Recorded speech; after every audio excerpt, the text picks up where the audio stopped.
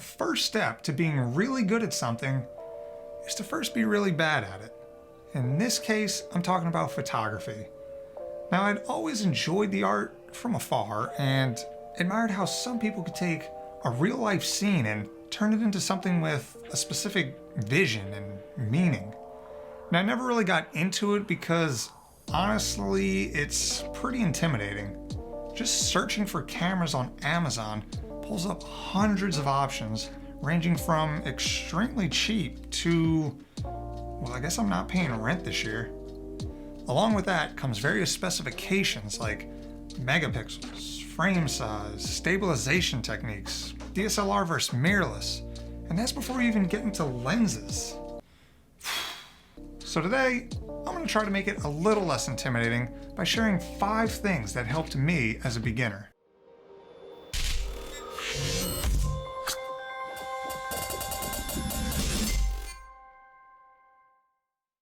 Okay, first and foremost, let's talk about the 2 popular types of high-end cameras, DSLR and mirrorless.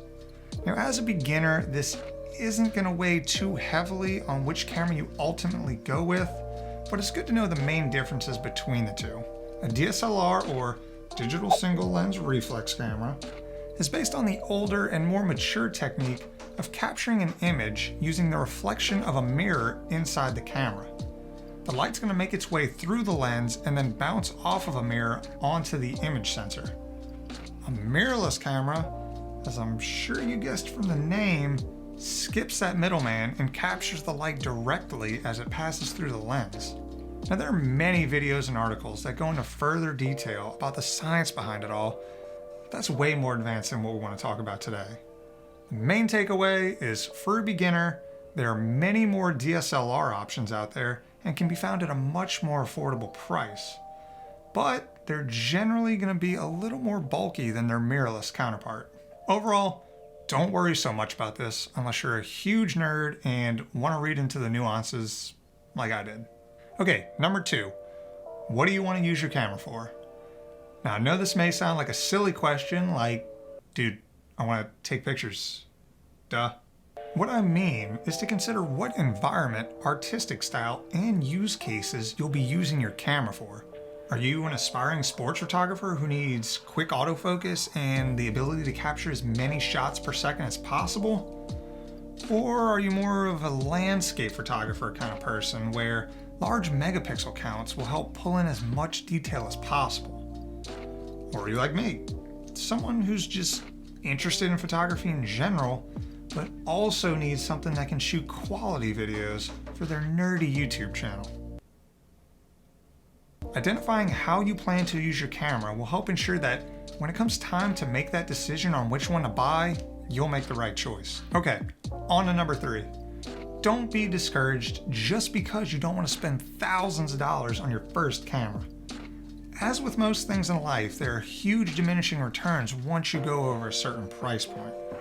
Peter McKinnon did a great video where he took a series of photos with both a $400 camera and a $4,000 camera and asked another professional photographer to pick which one is which. And you'd be surprised at how difficult it actually was. I definitely recommend checking out that video if that's something you're interested in. Also, while this may sound silly, I've honestly learned more about taking photos after trying to fix some of my bad ones and then researching what I could have done better. Many cheaper cameras today won't have the high-end features that some of the more expensive ones do, like in-body stabilization or extremely high ISO ranges, so it might force you to be a little more creative with your shots, ultimately leading to you learning more along the way. What's that old saying? Give a man to fish and he eats for a day, teach a man to fish, and then upload a tutorial to YouTube and monetize it so you can get rich? I think something like that. Okay, on to number 4. Let's talk about all those intimidating specifications you see when searching for cameras. First off, you're generally going to see a camera listed as either full frame or APS-C, which is often referred to as crop sensor. All this is referring to is the size of the image sensor inside the camera. A full frame sensor is going to be larger, which means it can capture more light, which in turn means more detail. Full frame cameras essentially are going to produce higher quality images, but will be more expensive. Now for probably the most advertised spec of any camera. Megapixels. Megapixels simply refers to the resolution or the size that an image will be. A common megapixel count in higher-end cameras is 24 megapixels, which translates to a resolution of 6000 by 4000 at a 3:2 aspect ratio. By comparison, high-definition TVs are only 1920 by 1080, and even high-end 4K TVs are only 3840 by 2160. Now also keep in mind that a full-frame camera at 24 megapixels is going to take better quality images than a crop sensor camera at 24 megapixels. Another thing you heard me mention is ISO range. A super general description of that is that ISO is a camera setting that allows you to brighten or darken an image. Note that turning up an ISO too high will introduce noise into your photos. So while some cameras boast an extremely high ISO, if you're pushing your photos that much, you're probably going to end up with a noisy mess anyway. It's oftentimes better to just adjust your shutter speed or the aperture of your lens to get in more light, as this won't diminish the quality of your photos. Speaking of lenses, that is my fifth and final topic, and honestly, we can do an entire video on lenses because there's just that much that goes into them. But to spare you the hours of torture, we're just going to cover the important parts for beginners. First off, you need a lens on your camera. Sometimes you'll see a camera listed as body only, meaning that you're going to have to go out and buy a compatible lens if you want your camera to function as something more than just a paperweight. Now, most of the time, when you buy a camera, it's going to come with a kit lens or a beginner lens, so that the camera is functional right out of the box. Now with lenses, you often see them listed in millimeters, which is the lens's focal distance.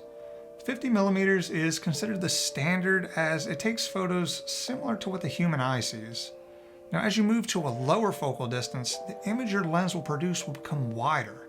So vloggers may be using something between 16 and 24 millimeters to make sure that the entire screen isn't taken up by just their face. Wide-angle lenses are also popular in landscape and real estate photography because you can just capture so much horizontal space. Another common use for wide-angle lenses is in GoPros. So I have a GoPro Hero 7 here, which sports a 17mm focal distance. So let's do a comparison. The camera I'm shooting this video on is about an arm and a half's length away and is shooting at roughly 28 to 30 millimeters.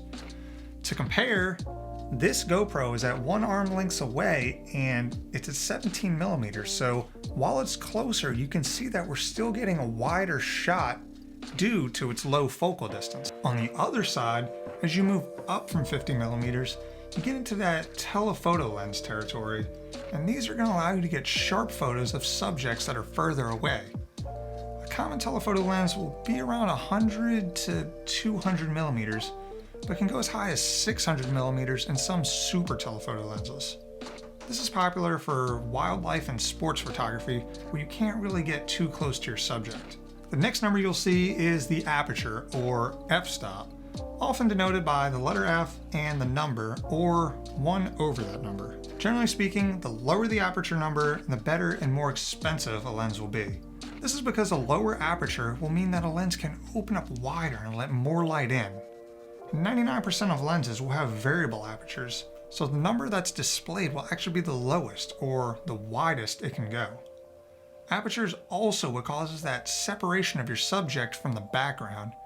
You ever see those pictures where the subject is like super crisp and the background is just blown away?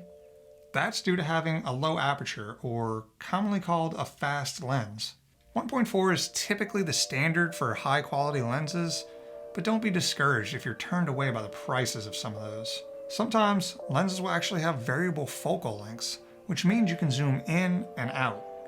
Quality zoom lenses will have a fixed aperture, meaning that you get the same amount of light in no matter how far you zoom in. But cheaper zoom lenses will actually display an aperture range, meaning that as you zoom in, you're going to lose some of that light and separation.